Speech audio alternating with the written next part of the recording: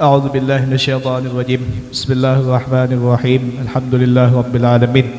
اللهم صل وسلم وبارك على سيدنا محمد الأمين وعلى آله وصحبه أجمعين إلى يوم الدين. أما بعد، سبحانك لا علم لنا إلا ما علمتنا إنك أنت العليم الحكيم ولا حول ولا قوة إلا بالله العلي العظيم. قال المؤلف رحمه الله تعالى ونفعنا الله به وبعلومه في الدارين آمين. ثم قال, membaca surah setelah Al-Fatihah. Seyogianya engkau tidak membatasi diri dengan senantiasa membaca surah-surah tertentu saja setelah Fatihah, kecuali apabila memang ada keterangan agama tentangnya, seperti membaca suratul Sajdah dan suratul Insan pada salat subuh setiap hari Jumat. Apabila engkau bertindak sebagai imam, hendaknya engkau tidak selalu membaca surah-surah yang pendek seperti Al-Kafirun, Al-Ikhlas, Al-Falaq dan An-Nas. Sebagai pegangan untuk seorang imam ialah hadis yang diriwayatkan oleh Mu'adz radhiyallahu taala anhu, yakni ketika ia mengimami suatu kelompok dan ia sangat memperpanjang bacaannya sehingga salah seorang dari mereka mengadukannya kepada Rasulullah sallallahu alaihi wasallam. Maka berkatalah beliau, adakah engkau akan membuat fitnah wahai Mu'adz? Bacalah surah-surah seperti Al-A'la, Asy-Syams dan Al-Lail. Diriwayatkan pula bahwa salat jamaah Nabi Muhammad sallallahu alaihi wasallam yang terakhir adalah salat Maghrib, dan surah yang dibaca adalah Al-Mursalat. Demikianlah Allah Subhanahu wa taala menunjukkan jalan yang lurus bagi siapa yang dikehendakinya.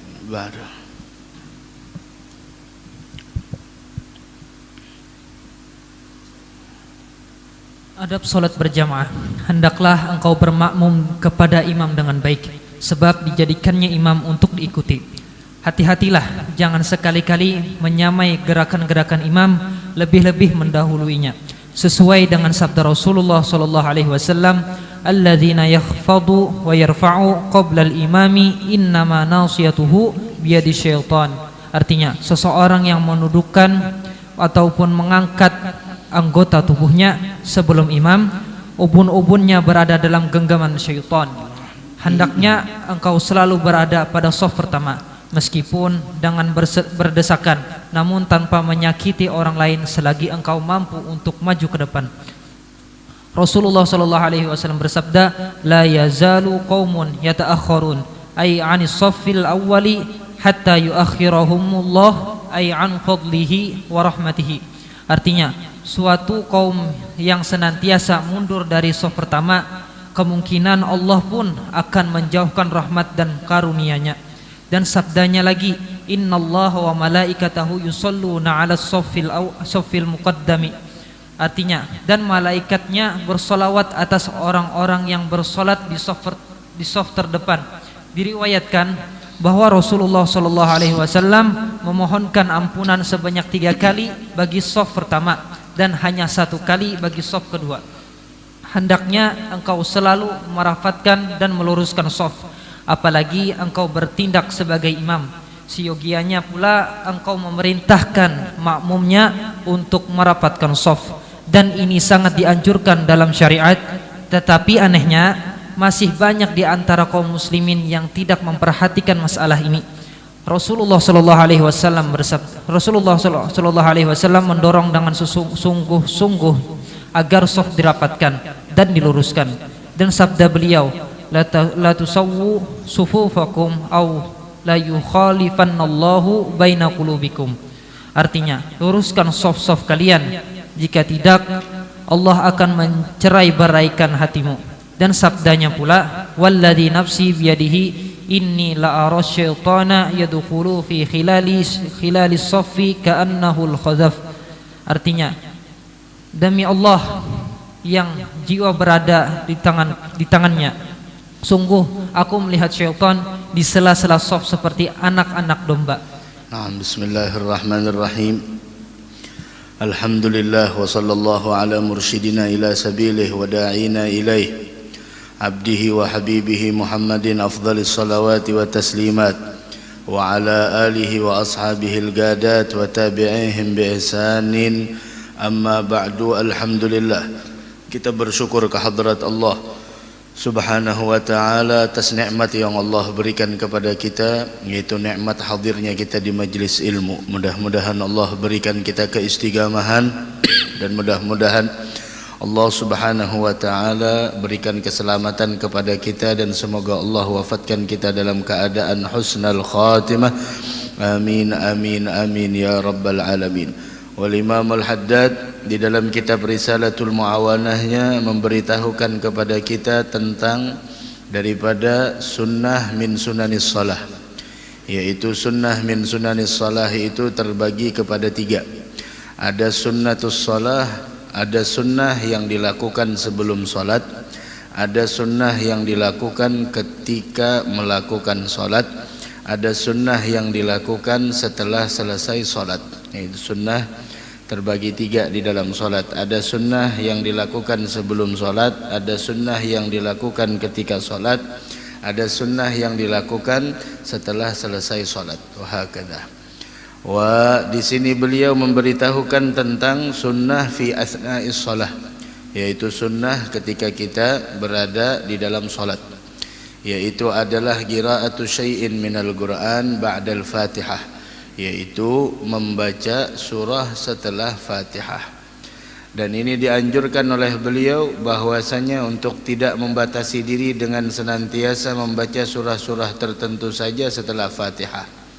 Nah, jangan ayatnya itu aja, jangan surahnya itu aja, kecuali illa in warada syar' bih, kecuali memang warada syar'u bihi, melainkan kecuali apabila memang ada keterangan agama tentangnya, seperti bagaimana Nabi kita Muhammad sallallahu alaihi wasallam membaca di maghrib malam Jumat, yaitu surah Al-Kafirun dan Al-Ikhlas. Ada bacaannya Nabi kita Muhammad. Seperti itu juga subuh Jumat Alif Lam Mim Sajdah dengan Al-Insan. Begitu juga dalam salat Jumat Al-A'la dengan Al-Ghasyiyah. Itu adalah sudah warada syar'u bihi. Itu sudah datang syariat, jangan diubah-ubah lagi, jangan dirubah-rubah lagi. Wahakadzah. Dari karena itu, wahdhar an tudawima fi salatika ala qiraati suwaril qasirah kal kafirun wal ikhlas wal muawwidzatain. Hendaknya jangan selalu membaca surah-surah yang pendek seperti Al-Kafirun dan Al-Ikhlas. Itu aja nang hafal aja, kayak apalagi sudah masyaallah. Al-Falaq, An-Nas, masyaallah. Dari karena itu apabila engkau menjadi seorang imam, maka yang menjadi pegangan adalah hadis Sayyidina Mu'adz. Sayyidina Mu'adz ketika beliau mengimami suatu kelompok dan beliau memperpanjang surahnya, Masya Allah, memperpanjang bacaannya, sehingga ada yang mengadu kepada Nabi Muhammad SAW. Ketika diadukan kepada Nabi Muhammad, dipanggil tu Mu'adz.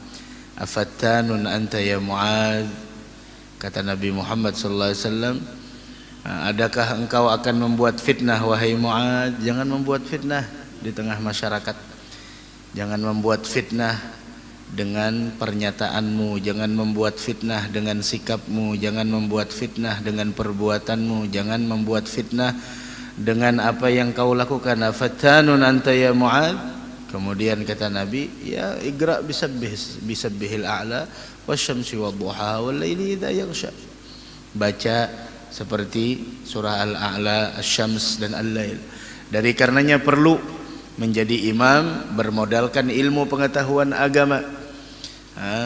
Sehingga ulama kita di dalam fikih menyebutkan bahwasanya membaca surah setelah Al-Fatihah itu disunnahkan bagi imam ataupun sholat sendirian. Begitu juga disunnahkan membaca surah bagi makmum yang tidak mendengar bacaan imamnya. Umpama makmum kada mendengar bacaan imam, bacaan surah imamnya, maka disunnahkan bagi makmum untuk membaca surah. Dan yang paling afdal, surah yang dibaca itu 3 ayat ke atas, begitu. Dan yang lebih afdal, yang lebih afdal 3 ayat lebih. Akan tetapi ketahuilah satu surah yang sempurna itu lebih afdal daripada sesuatu yang tidak sampai satu surah meskipun panjang. Umpama seseorang membaca ara'aital ladzi yukadzibu biddin sampai habis. Ada orang yang membaca Masya Allah pertengahan surah Al-Baqarah, walaupun panjang 10 ayat 20 ayat dengan ara'aital ladzi yukadzibu biddin, maka sebagian ulama di antaranya Al-Imam Ibn Hajar mengatakan bahwasanya satu surah yang sempurna itu lebih afdal dari sebagian surah yang tidak sempurna. Begitu. Inna a'tayna bahkan. Tapi dia satu surah yang sempurna itu lebih afdal. Akan tetapi Al-Imam Ar-Ramli mengatakan ada perbedaan pendapat, yaitu bahwasanya apabila ayat yang dia baca panjang itu lebih afdal daripada satu surah. Begitu. Nah, akan tetapi ulama fikih mengatur bagaimana apa yang harus kita baca di salat maghrib. Salat maghrib apa yang harus kita baca? Di sana ada namanya qisarul mufassal wa tiwalul mufassal wa awasitul mufassal. Ada yang namanya qisarul mufassal, syuf ilmu. Kada sembarang jadi imam, bukan hanya sekedar bermodalkan suara indah, akan tetapi tidak mempunyai ilmu pengetahuan agama. Salat maghrib dianjurkan membaca qisarul mufassal. Apa itu qisarul mufassal? Dari surah Ad-Duha sampai An-Nas. Pilih surahnya. Dari surah Ad-Duha sampai An-Nas itu maghrib. Pilih di situ. Dan dianjurkan berurutan, jangan kebalik. Ara'aital ladzi yukadzibu biddin, kemudian setelahnya wailul likulli humazatil lumazah. Ini namanya kebalik. Wailul likulli humazatil lumazah dulu, baru ara'aital ladzi yukadzibu biddin. Apabila kita sholat subuh dan ataupun zuhur, maka itu dianjurkan untuk membaca tiwalul mufassal. Apa itu tiwalul mufassal? Yaitu dari surah Al-Hujurat sampai dengan An-Naba. Dari surah Al-Hujurat sampai surah An-Naba. Itu apabila kita sholat subuh dan sholat zuhur. Pilih di sana. Ya, pilih di sana apa surah tersebut. Al-Hujurat juz 26. Sampai awal juz 30. Kalau kada hafal ya sudah, cari yang lain. Apabila salat asar dan salat isya, maka itu namanya awasitul mufassal. Dari surah Amma sampai Ad-Duha. Dari Amma sampai Ad-Duha. Syuf ilmu dari Amma sampai Ad-Duha. Dan dianjurkan, disunnahkan untuk membaca surah yang memang dicontohkan oleh Nabi kita Muhammad sallallahu alaihi wasallam, seperti surah Sajdah dan Al-Insan. Begitu. Sajdah dan Al-Insan baca. Apalagi subuh Jumat ada pengajian umpamanya, jangan sampai membacanya kada As-Sajdah dengan Al-Insan. Meskipun dengan poster di mukanya. Tapi dengan poster itu khawatir kalau pajah lampu. Kalau pajah lampu khalas hilang bacaannya langsung. Begitu juga Al-A'la, Al-Ghashiyah. Kalau Idul Fitri dengan Idul Adha, itu juga di sana ada dianjurkan, di antaranya membaca surah Qaf. Tapi kalau kada hafal kelawasan ya sudah Al-A'la dengan Al-Ghashiyah. Itu yang dianjurkan, udah jalan di sana. Bojo Sidin tuh hafal Quran, kenapa Al-Ghashiyah jadi baca? Bukan masalah hafal Al-Qurannya, ini sudah datang syarat. Syariat telah mencontohkan, mau apa lagi? Mau memilih jalan yang lebih lagi dari itulah. Itu yang sudah diatur oleh syariat maghrib seperti apa. Bismillah. Bahkan Al-Imam Al-Haddad mengatur subuh, zuhur, asar, maghrib, isya, ada itu jadwalnya. Beliau mengatur seperti itu. Kemudian lagi di sana bagaimana salat yang dibaca oleh Nabi kita Muhammad sallallahu alaihi wasallam di maghrib terakhir beliau berjamaah, beliau baca al-mursalati urfa. Kemudian adab salat berjamaah. Nah, ini adab penting. Karena kalau kita ingin mendapatkan kemuliaan suatu perbuatan, maka perbuatan itu harus didasari dengan adab. Di antaranya idza shallaita khalfa imamin, apabila engkau salat di belakang imam, an tuhsinal mutaba'ata lahu. Apabila engkau jadi makmum, maka hendaklah mengikuti dengan baik. Ujar imam ruku' jangan mengaras. Wa innama ju'ilal imam liyutamma bih. Imam itu dijadikan untuk diikuti. Beguru lawan guru si fulan ya, tapi kada masih lawan si lain beguru ngarannya itu. Siapa guru ikam jar? Sidin Tupang jar. Tapi kenapa kada masih disuruh sidin? Lain beguru ngarannya pendangarakan bener ya. Innama ju'ilal imam liyutamma bih. Imam itu dijadikan untuk kita ikuti. Imam itu dijadikan untuk kita teladani, untuk kita ujar imam ruku', imam sujud. Wahdhar an tugarinahu fi syai'in min af'alis shalah. Hati-hati, jangan sekali-kali menyamai gerakan-gerakan imam, jangan disamai.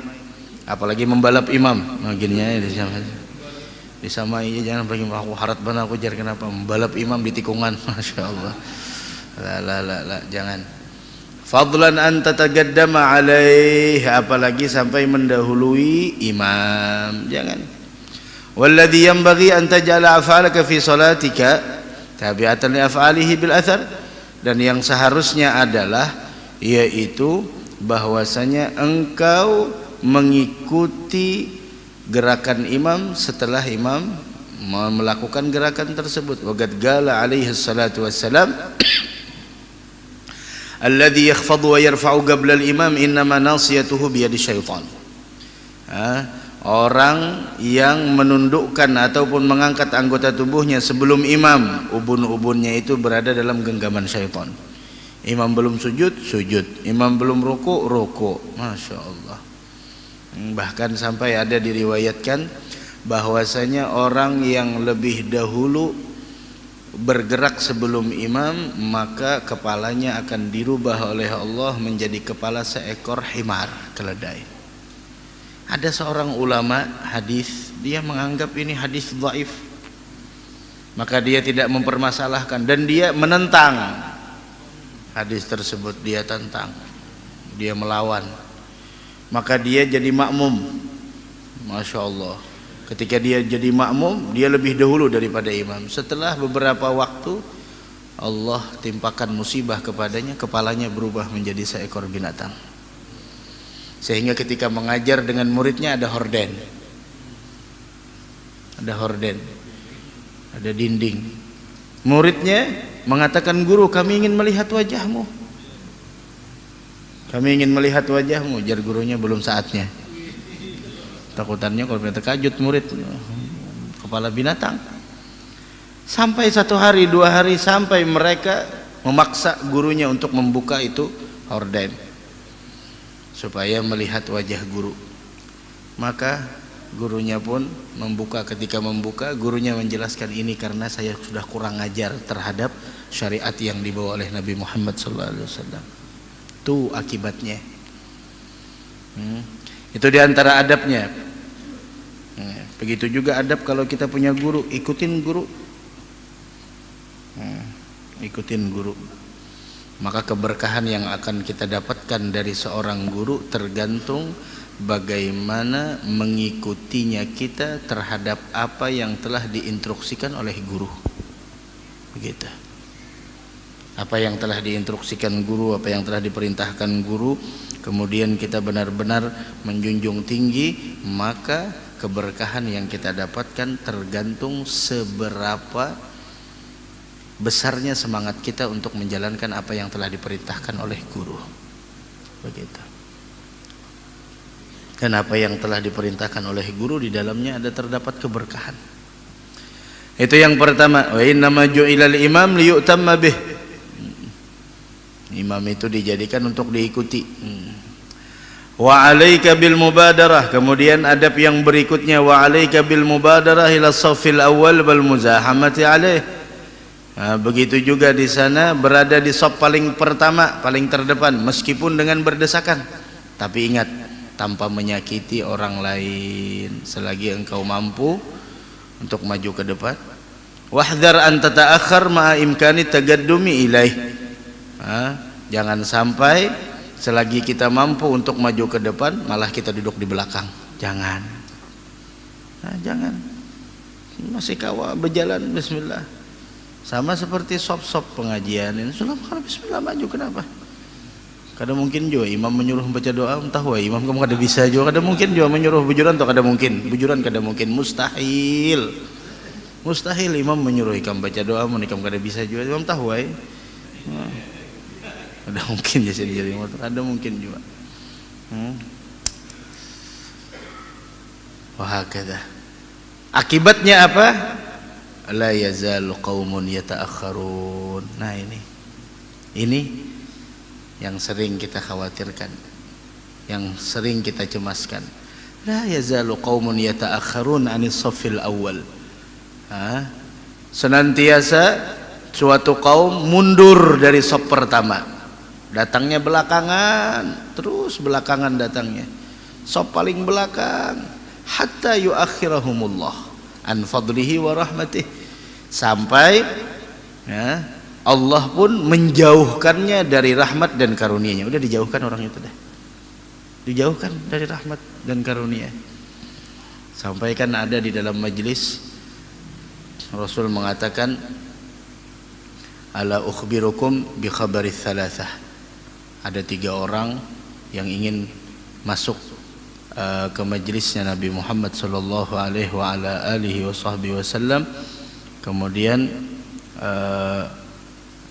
ada yang salah satu di antara 3 tersebut melihat melihat majelis sudah penuh, maka dia pulang.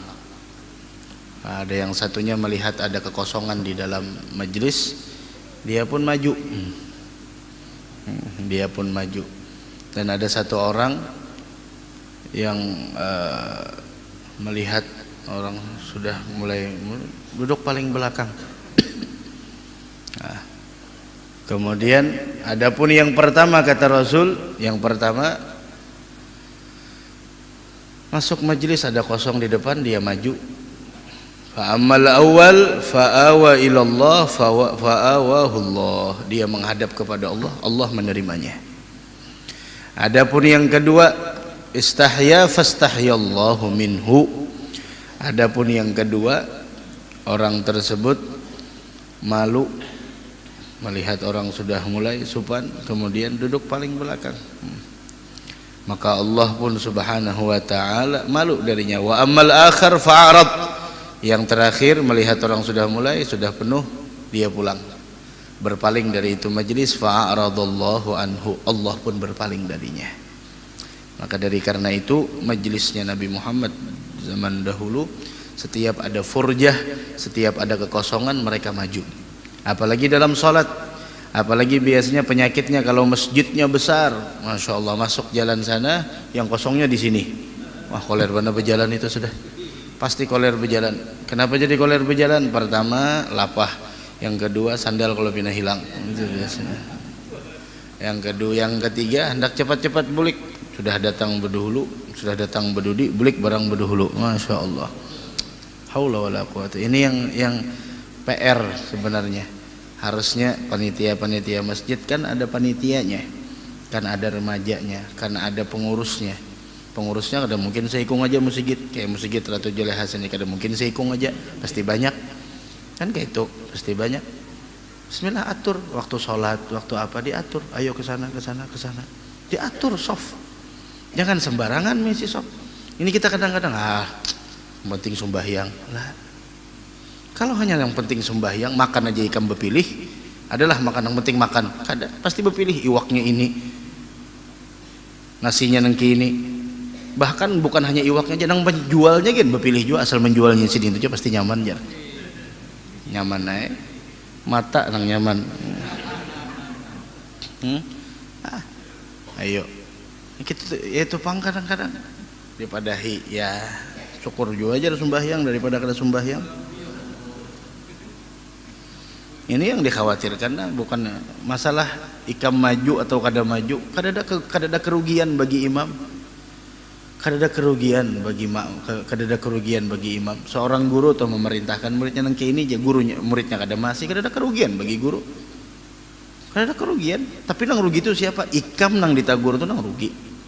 Sudah disuruh ya itu kada hakut, udah ya dah.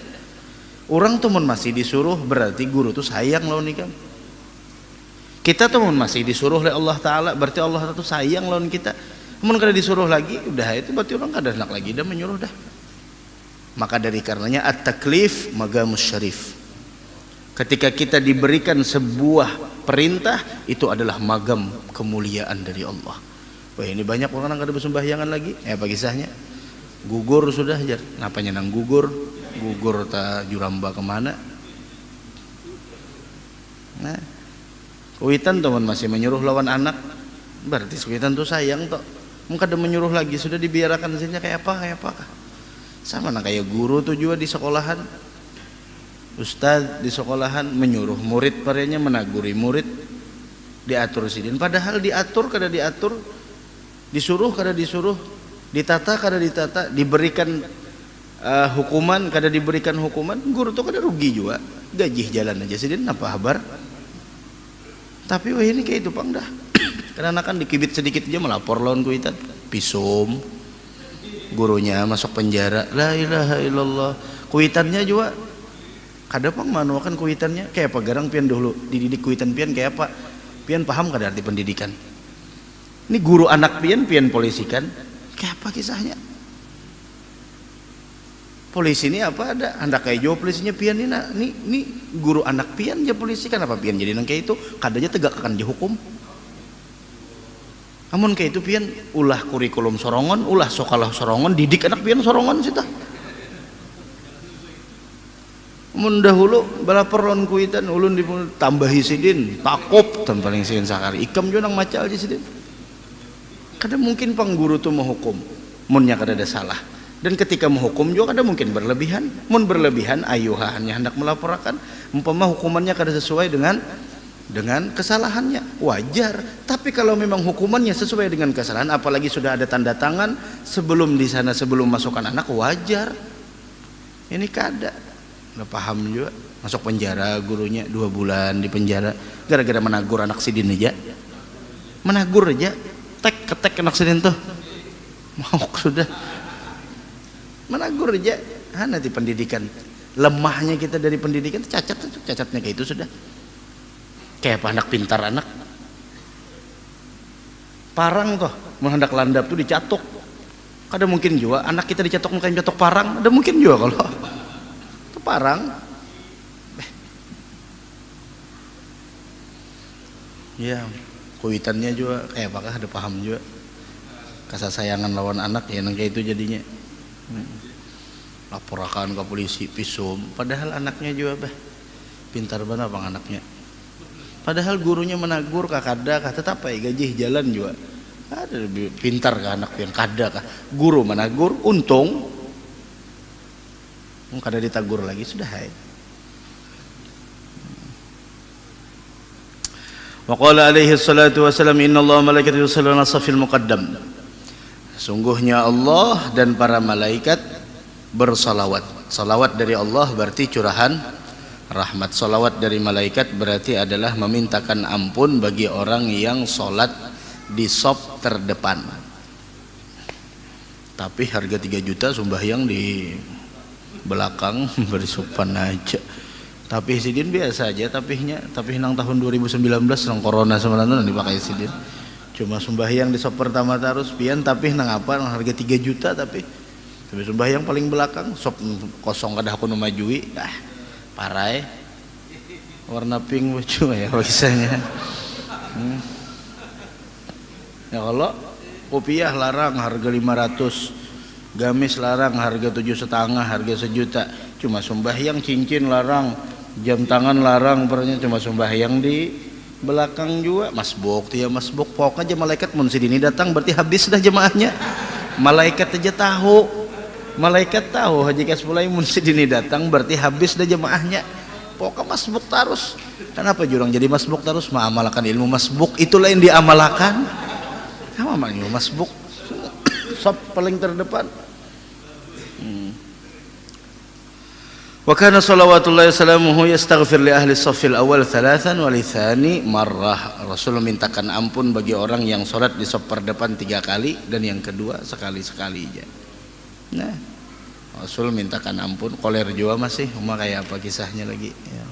Jakanya bandak duit tuh di muka ini, nah di muka 500.000, di belakang 100.000 aja di belakang, nah belakangnya pulang 50. Ayo ambil yang mana? Nah tadi di muka, ngambil di muka tupang aja, 100.000 nyata, bisa menukari, bisa kutabusin aja 3,5. Nah biar aja berujung tengah 2 itu, nah urusan dunianya itu pang. Nah itu dahulu tuh orang-orang di sebagian buldan, di sebagian sama seperti di Hadramut, ada orang-orang dahulu yang rela membeli sop pertama dengan mablagh, dengan sejumlah uang. Ada sudah habis kutukari nah sop pertama berapa yang hendak menjual, sampai orang-orang tahu sehingga orang-orang miskin berdahulu sop pertama mengharap Pak Haji menukari Pak Haji bismillah sop pertama. Nah, kita Masya Allah sop pertama ada, berdesakan kada, yaitu koler juga Masya Allah. Ini penyakit koler nih ngalih banget tambahannya. Ini nanti di antara tetambahan penyakit koler ya ini nah menjelaskan tentang keutamaannya, keistimewaan. Masih koler juga masih? Kalau sudah dah. Innama alaikal balagh wa alainal hisab, tugas hanya menyampaikan dan yang memperhitungkan Allah. Ini nang beratnya. Nyampaikan sudah disampaikan. Wa alaika birassis sufuf wa taswiyatiha, dan hendaklah engkau rassis sufuf, merapatkan saf dan meluruskan saf. Apalagi jadi imam, stau tarasu wa'tadilu, wa hadha amrun muhim fi syara' wa aktsarun nas ghafiluna anhu. Kebanyakan manusia ghafil, kebanyakan manusia lalai dengan hal tersebut, meremehkan, kadang memperhatikan kebanyakan orang. Wa qad kana Rasulullah sallallahu alaihi wasallam yahrisu ala dzalik wa yatawalla fi'lahu bi nafsihi. Rasul sallallahu alaihi wa ala alihi wasallam sangat memperhatikan masalah ini. Bahkan beliau sendiri yang mengaturnya. Bahkan beliau mengatakan la tusawwunna sufufakum aw la yukhalifannallahu baina qulubikum. Luruskan saf kata Nabi Muhammad, jika tidak Allah akan mencerai-beraikan hati kalian. Nah ya jadinya nang kada sekata tuh ya nang jerun malam kemarin bisa bilang ya nang jadinya tuh pecah, ya nang jadinya bermusuhan, ya nang jadinya kada sependapat tuh pang gara-garanya hal yang kita anggap biasa, tapi itu begitu dampaknya begitu berat di sisi Allah. Wa ya'mur bisaddil furaj, begitu juga memerintahkan untuk agar menutupi kekosongan di dalam saf. Ada kosong tutupi. Walladzi nafsi biyadihi inni la ara syaitan yadkhulu fi khilalis saf ka'annahu al-khadaf. Rasul mengatakan, demi Allah subhanahu wa ta'ala, sungguh aku melihat syaitan di sela-sela saf seperti anak-anak domba. Nah bagaimana di sana saf yang jangan sampai dimasuki syaitan? Kada harus kelingking batis lawan kelingking batis besampuk, kada harus, karena mun besampuk ini bisa terbirangkang kita. Ini nang penting bahu lawan bahu tegapok, dah itu aja. Nah untuk meratakannya patokannya lain ujung jari, untuk meratakannya patokannya adalah tumit. Itu kada harus nang, karena kita di dalam sembahyang batis kanan dengan batis kiri itu dianjurkan untuk di sana jaraknya sejengkal. Jangan dong timbul terbirangkang mahagai kelingking aja. Kelingking saya keling lah kada seperti itu. Jangan sampai ada. Yang penting ini nah, bahu lawan bahu merapat itu. Nah, memilih sejadah sesuaikan lawan awak. Ini sejadah ganal, awak halus. Maka kada hakun dijajak pulang sejadah sidin ini nang mauknya. No, sejadah sidin gonol kayak ini nah. Ini jakanya kau berapat sidin bergeser ke kanan kawa dua. Sama nang kayak karpet musigit nih nah, bujur aja bahapat-hapatinya, cuma jangan juga jumaha tuh ini jatah akulah aja kau sikam aja. Jangan sampai lempar pada sini, offset melempar pada sini, kada mau nang kayak itu. Biar aja berapat. Kada mau nang kayak itu. Jangan. Ini Masya Allah.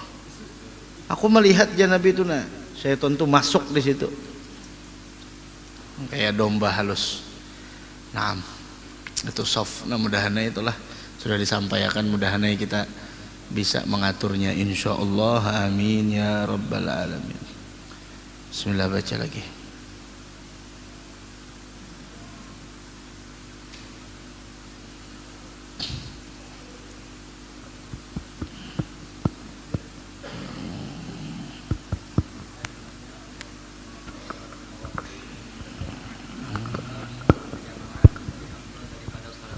Sebanyak 27 derajat tingkatan seperti yang diriwayatkan dalam hadis sahih. Takutilah dalam meninggalkan salat berjamaah tanpa uzur dengan alasan yang tidak kuat.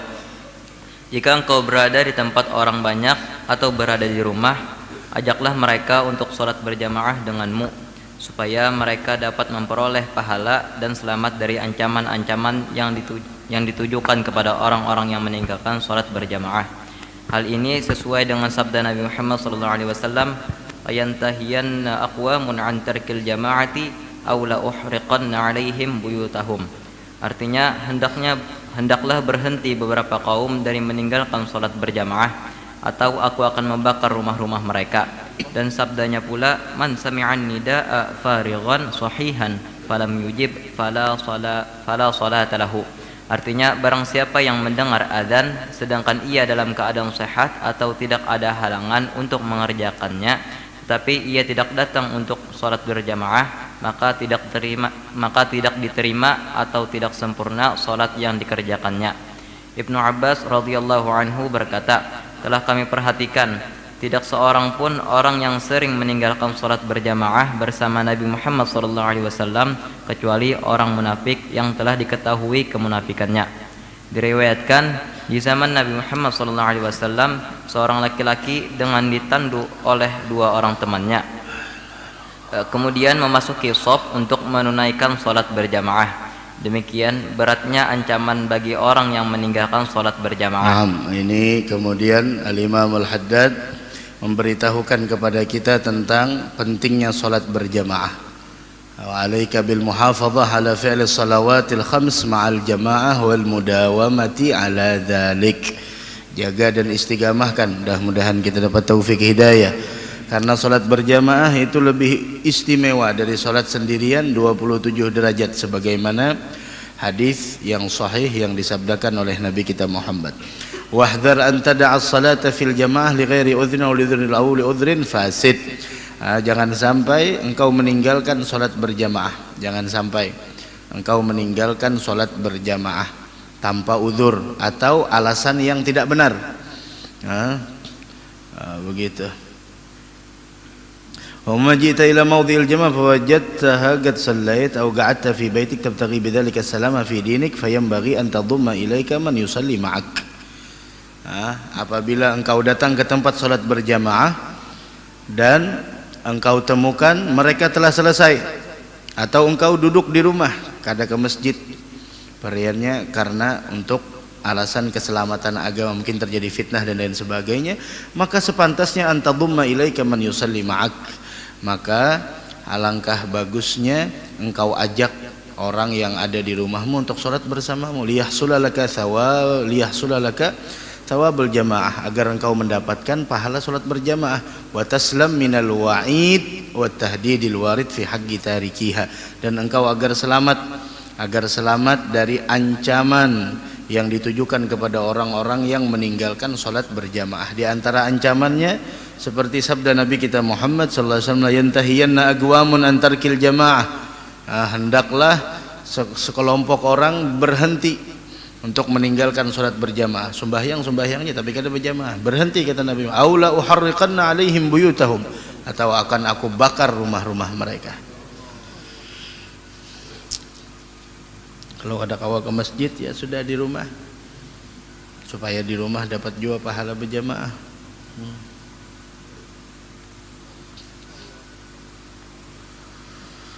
Man sami'an nida farighan sahin falam yajib fala salatalah. Siapa orang yang mendengar azan dikumandangkan dan dia dalam keadaan sehat, tidak ada halangan untuk mengerjakan, tetapi dia tidak datang untuk salat berjamaah, maka salatnya tidak diterima, tidak sempurna salatnya.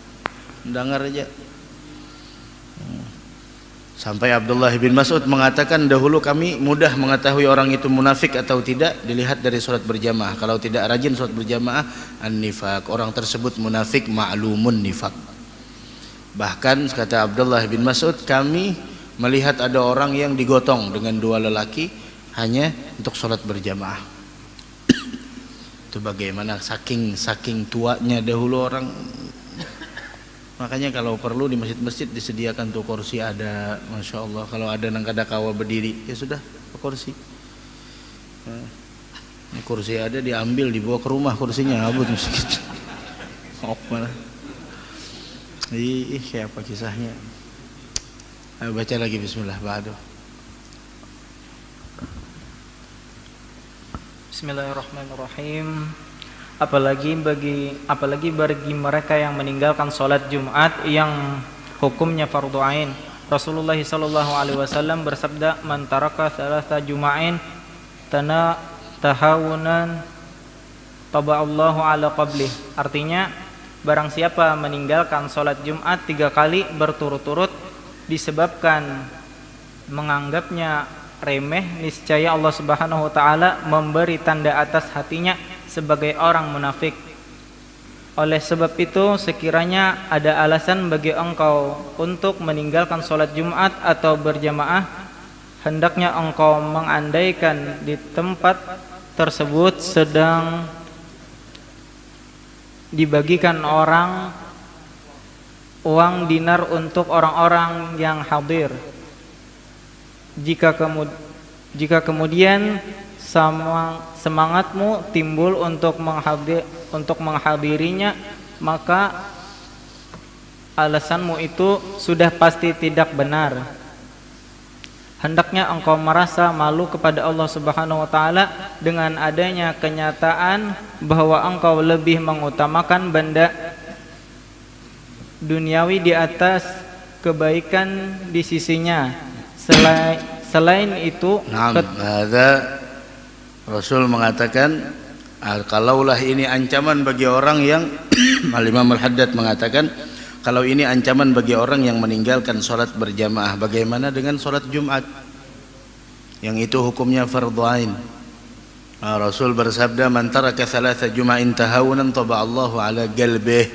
Siapa yang meninggalkan 3 kali sholat Jumat berturut-turut tahawunan, dan dia dalam keadaan meremehkan itu semua, meninggalkannya dengan meremehkan, menganggap remeh, Allah akan memberi tanda atas hatinya dengan stempel munafik. Stempel munafik. La ilaha illallah. Salat Jumat, perhatikan, bayang Jumat ya Allah, datangnya khutbah kedua, masya Allah, kayak apa kisahnya?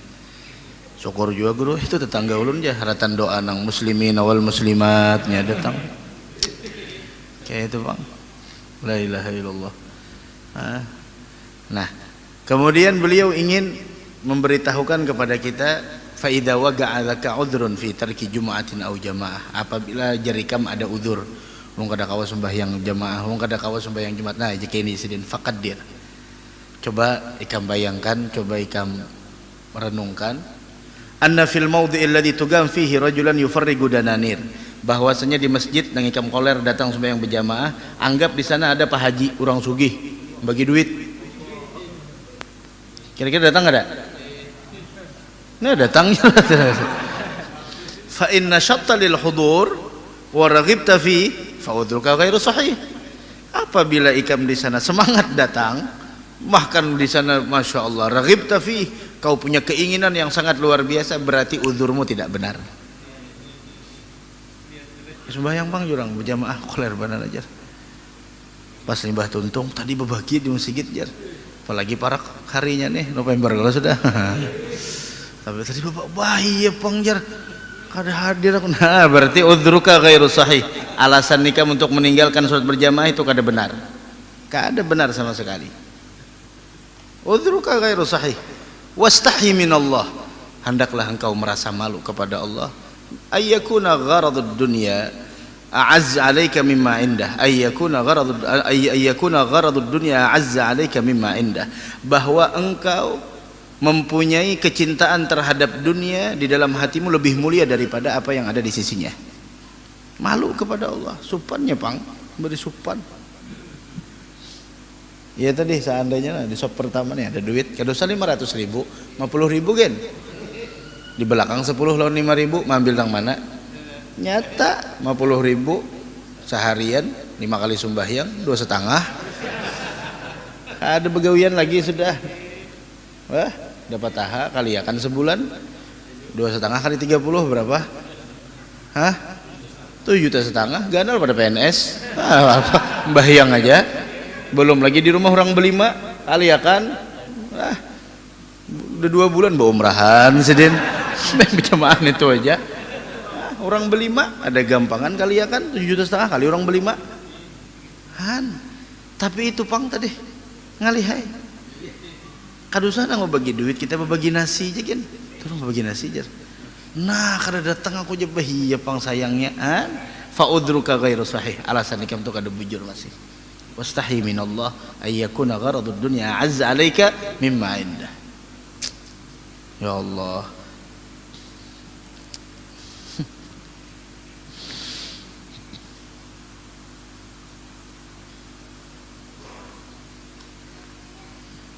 Bayang di sop pertama 50.000, di muka imam 100.000 aja. Ayo. Mau ambil yang mana? Sop pertama kan di muka imam kah? Hah? Anda? Berpikir hamun di muka imam, tampiling imam bener jatahku aja imam ikam apa? Ambil. Nah, sop pertama 50.000, di muka imam 100.000, ambil yang mana? Mau ambil di muka imam, tampiling imam bener jatahku aja imam apa ikam? Fa'udruka ghairu sahih. La ilaha illallah. Mudah-mudahan kita bertahan, dibujurakan hati kita, dibujurakan pandangan kita, dibujurakan tujuan kita. Mudah-mudahan kita seberataan selamat dunia wal akhirah. Hadratin Nabi Al-Fatihah.